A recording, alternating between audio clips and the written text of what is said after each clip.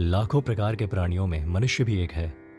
आहार, निद्रा, मैथुन इत्यादि कार्य मनुष्य भी करते हैं और अन्य प्राणी भी करते हैं। मगर शास्त्रों ने मात्र मनुष्य के लिए धर्म के नियमों को विहित किया है।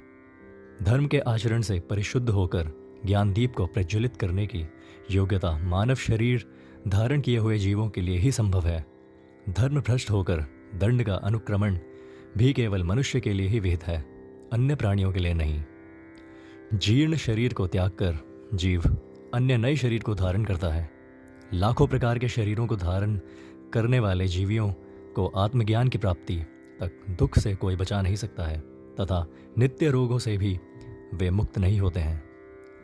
अज्ञानी मनुष्य प्रातःकाल मलमूत्रों से, दोपहर को भूख प्यास से, रात्रि काम निद्रा से पीड़ित होते हैं। इस प्रकार नित्य रोगग्रस्त मानव को पुनः पीड़ा देने वाले अनित्य रोगों के बारे में क्या कहना। उन रोगों को पहचान कर उनका परिहार ढूंढने के लिए वैद्य विज्ञान के परिश्रम का कोई अंत ही नहीं है। मनुष्य को बाह्य अनुभव के लिए गोचरित समग्र भौतिक जगत तथा उससे 3 गुना अधिक विस्तृत अतीन्द्रिय दिव्य जगत अद्वितीय परमात्म शक्ति के संचालन पर आश्रित है। उसके अन्वेषण के लिए मनुष्य को मंगल ग्रह जाने की आवश्यकता नहीं है। भौतिक रासायनिक प्रयोग, यंत्रोपकरण इत्यादि आवश्यक नहीं है। ईश्वर द्वारा निर्मित परमाद्भुत यंत्र रूपी मानव शरीर में ही सूक्ष्म दिव्य विश्व का परमात्म शक्ति का साक्षात्कार पाने की आवश्यकता है। इस योग्य बनने के लिए मन को शुद्ध करने की आवश्यकता है। मनुष्य को धर्माधर्म व्यवस्था जो ईश्वरीय नीति नियम है उनको जानकर धर्मनिष्ठ बनना चाहिए। पशु साधारण की जो स्वेच्छाचार प्रवृत्ति है उसे त्यागना चाहिए। धर्म क्या है? मनुष्य शरीर को धारण किए हुए जीव स्वच्छंद वर्तन से चित्त को कलुषित कर विकास पथ से पतित होकर पुनः क्षुद्र शरीर धारण कर कष्ट अनुभव करते हैं। उन्हें इस पतन से रोकने का सामर्थ्य युक्त आचरण, नीति नियमों को धर्म कहा जाता है। यह सामर्थ्य तीव्र तपोयोगाग्नि से लौकिक विषय वासनाओं को दहन कर चुके तत्वनिष्ठ ऋषियों के निर्मल अंतःकरण में गोचर होता है। दिन रात, सुख दुख, शीतोष्ण, धनी दरिद्र जैसे इस जगत में अनेक प्रकार के द्वंद्व हैं, वैसे ही अतीन्द्रिय ऋणात्मक धनात्मक द्वंद्व भी हैं। इन्हीं शक्तियों को शास्त्रों में पाप पुण्य की संज्ञा देकर व्यवहार में लाया गया है। ऋणात्मक शक्तियों को उत्पन्न करने वाला ही अधर्म पाप कर्म है। धनात्मक शक्ति का उत्पादन कर उसका विस्तार करना तथा ऋणात्मक शक्तियों का निवारण करना, इस प्रकार धर्म का द्विविध सामर्थ्य है। इसलिए शास्त्रों में धर्म का विभाजन विधि तथा निषेध रूप में किया गया है। धनात्मक शक्ति को संपादित करने वाला धर्म विधि है, ऋणात्मक शक्ति के उत्पादन को रोकना ही निषेध है।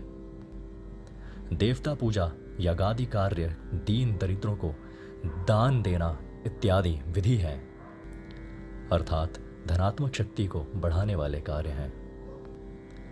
हिंसा न करना, दूसरों के संपत्ति का अपहरण न करना इत्यादि निषेध हैं, यानी ऋणात्मक शक्तियों को उत्पन्न करने से रोकते हैं। कुछ कर्तव्य धर्मों के आचरण से धनात्मक शक्ति प्राप्त होती है। इन कर्तव्य धर्मों की उपेक्षा करने से ऋणात्मक शक्ति उत्पन्न होती है। उदाहरण के लिए असहाय स्थिति में रहने वाले वृद्ध माता पिता की सेवा। इस प्रकार विधि तथा निषेधात्मक धर्म में ऋणात्मक शक्तियों के उत्पादन को रोकने के लिए धर्म को प्राधान्यता दी गई है। ऋणात्मक शक्तियों का निवारण करने वाले धर्म 2 प्रकार के हैं। ऋणात्मक शक्तियों के उत्पादन को रोकने वाले धर्म तथा पहले से विद्यमान ऋणात्मक शक्तियों का नाश करने वाले धर्म। कुछ विधियों में ऋणात्मक शक्तियों को नष्ट करने का सामर्थ्य है। उदाहरण के लिए कृच्छ, चंद्रायण इत्यादि प्रायश्चित। उसी प्रकार प्राणायाम, धारण और ध्यान में भी यह सामर्थ्य है। प्राणायाम से इंद्रिय दोष का, धारणा से पापों का, प्रत्याहार से इंद्रिय चापल्य का, ध्यान से आसुरी गुणों का दहन करना चाहिए। निवारण से अधिक निर्बंध ही उचित है। इस न्याय के अनुसार हम देख सकते हैं कि इन दो प्रकार के धर्मों में पहले प्रकार के धर्म को महत्वता दी गई है। कीचड़ से मैला होने के पश्चात उस मैल को धोने से बेहतर तो कीचड़ को छुए बिना रहना है। मनुधर्म शास्त्र में परिगणित 10 प्रकार के धर्मों में धृति, क्षमा, दम, अस्तेय, इंद्रिय निग्रह, अक्रोध ये सारे ऊपर बताए समूह में सम्मिलित हैं।